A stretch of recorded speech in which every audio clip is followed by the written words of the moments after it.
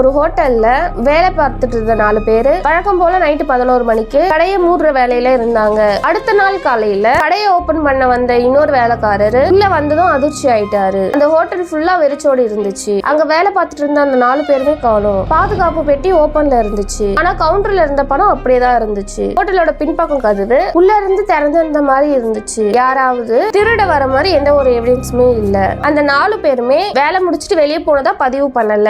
அவங்களோட purse, by, அவங்களோட தனிப்பட்ட பொருள் எதுவுமே எடுத்துட்டு போல. 2 நாள் கழிச்சு ஒரு நபர் காட்டு பகுதியில நடந்துட்டு வரும்போது யாருமே எதிர்பார்க்காத அந்த 4 பேரோட டெட் பாடியை பாக்குறாரு. அவங்க வேலை செஞ்ச ஹோட்டல்ல இருந்து கொஞ்சம் தூரத்துல கிடைச்சிச்சு. போலீஸ் அந்த இடம் முழுக்க தேடினாங்க.